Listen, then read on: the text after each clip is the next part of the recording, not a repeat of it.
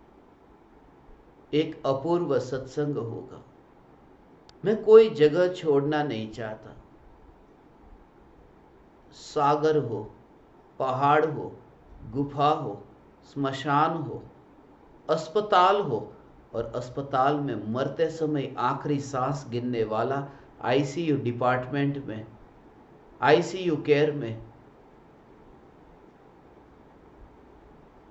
कल सुबह 6:08 पर। मैं बीमार नहीं हूं, मगर मेरी मस्ती है कि आईसीयू डिपार्टमेंट में वहां पर भी ऐसे विरले हैं जिनके पास मैं कल जाने वाला हूं। मेरी भावना थी कि तुम उस सत्संग को सुनो। कल सुबह 6:08 पर अस्पताल से सत्संग होगा।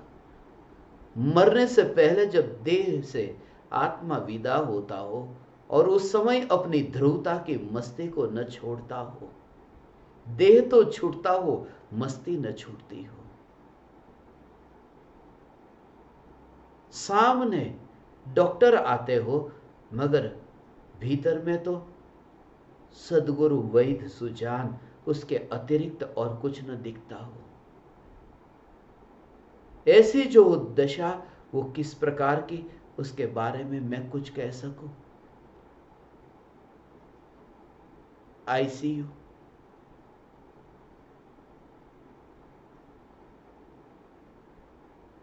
चैतन्य चैतन्य चैतन्य का दिन,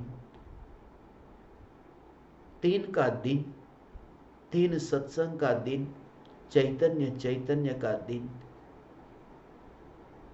मैं तुम्हारे विरह के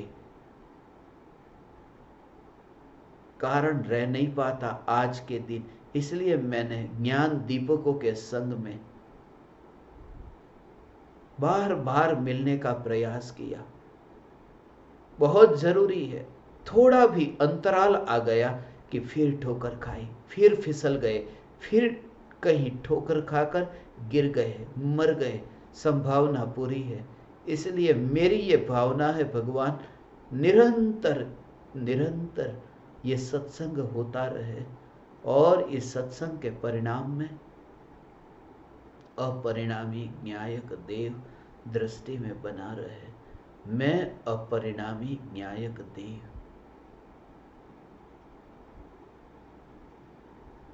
अपरिणामी न्यायक देव, अपरिणामी न्यायक देव, चैतन्य चैतन्य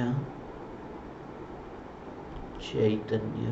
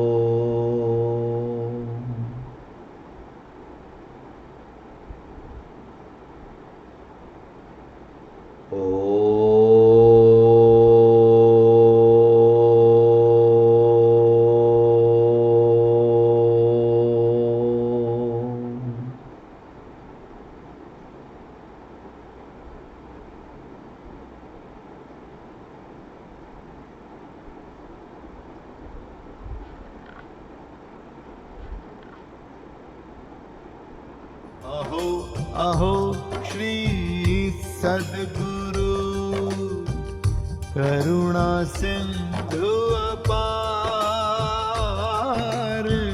इस पामर पर प्रभु किया आहो आहो उपकार,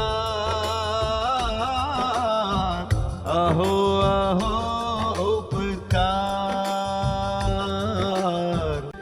देह सहित जिनकी दशा वरते देहाती,